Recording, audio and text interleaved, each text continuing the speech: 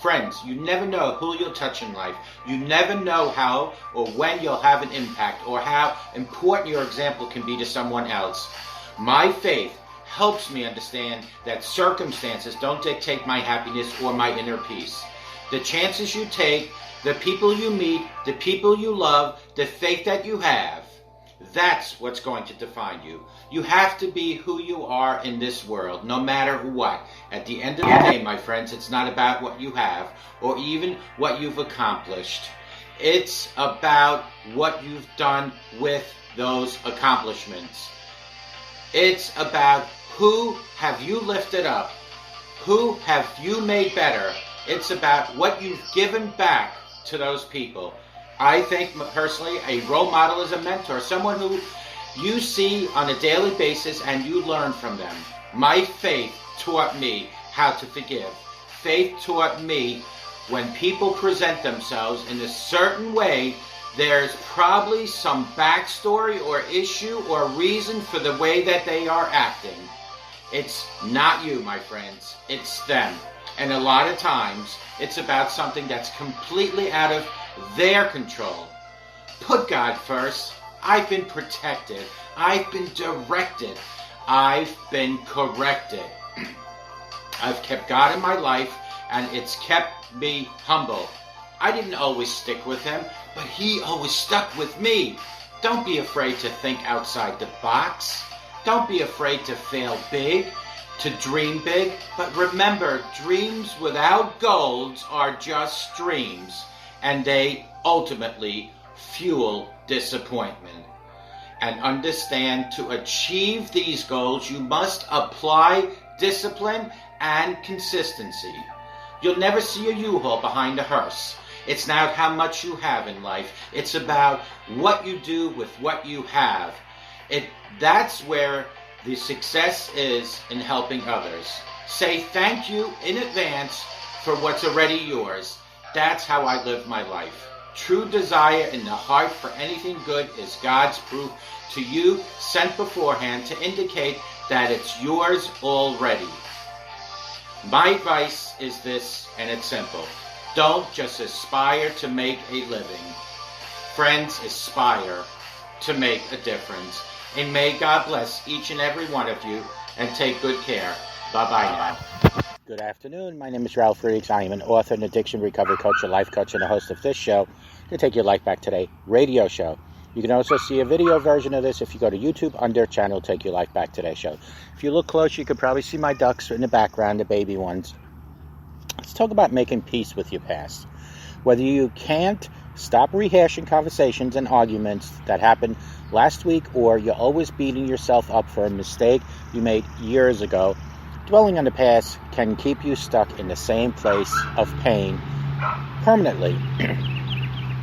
In one of my books, Struggles Became My Strength, I included an entire chapter about the dangers of dwelling on your past. You can't be your strongest self when your brain is preoccupied with prior mistakes, past hurts, and nagging regret. Sorry about the dog in the background. While there are many mental strength exercises that can actually help you stop dwelling on the past, here are 2 strategies that can help you move forward starting today. Friends, number 1 is to make peace with your past. So what does that mean? You may need to spend a little time thinking about why you're stuck in the past. Do you feel like you aren't worthy of moving forward? Maybe you hurt someone and you think staying stuck in the past is your punishment. Well, friends, are you holding onto a grudge because you think your anger diminishes someone else's life? Maybe someone hurt you and you're afraid moving on would mean that what they did wasn't that bad. You need to let go. Sometimes dwelling on the past is an easy way to distract yourself from the present, which you're losing out on by dwelling on the past. If you find yourself unhappy now, you might be tempted to be much happier where you were back then. Perhaps you recall all the good things that happened in a previous relationship, and you filter out all the arguments and problems that led you to the breakup in the first place. Or maybe you beat yourself up for making the wrong choices in that relationship. But the truth is, you never know what life would have had in store for you had you made any different choices.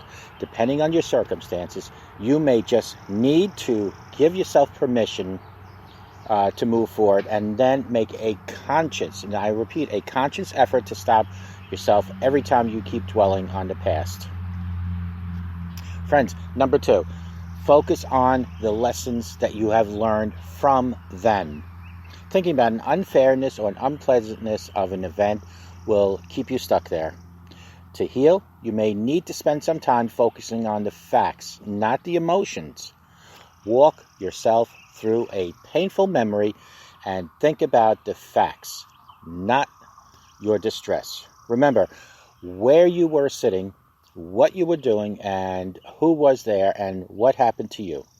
Then consider the lessons you've learned from surviving that painful thing or for enduring that difficult experience back then.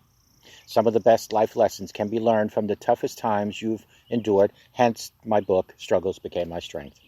So whether you write in a journal or you replay the story inside your head, practice going through details as you were a narrator who simply recounts the facts.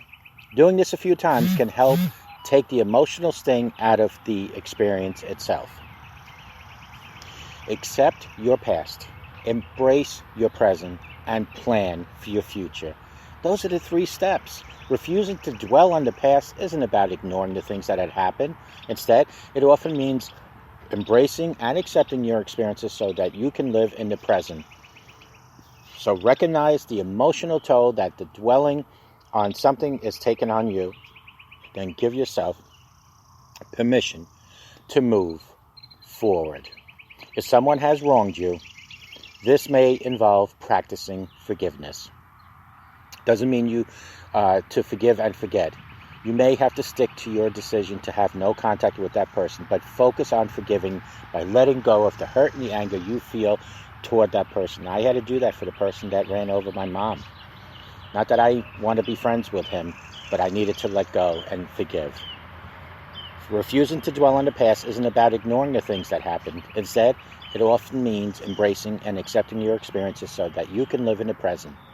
So recognize the emotional toll that the dwelling on something is taken on you. And then give yourself permission to move forward from that point on. If someone has wronged you, this may involve practicing forgiveness. This doesn't mean to forgive and forget, like I said earlier. When I forgave this person, it was because I needed to relieve myself.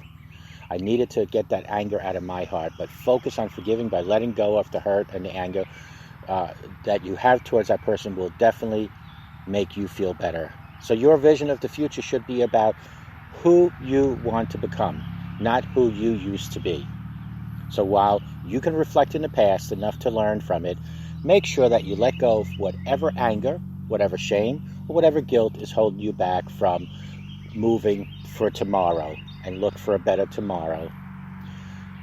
Friends, call me at 844-405-HELP. Together, you and I, we can help each other take our lives back. Be good to yourselves and always be good to each other. Remember, a simple smile to any stranger can change that stranger's day and change their life, and you can make a difference in your life. And you know what? Part of the moving from the past to the future and the present is including God in your life. So may God always bless you. Ask God for guidance and direction, and know that through God, everything and anything is possible. May God bless each and every one of you, and we'll talk to you tomorrow. Have a great day. God truly loves you. Never forget that. For God so loved the world that He gave us His only Son. Take good care, and we'll talk to you guys tomorrow, and have a great day. Bye-bye now.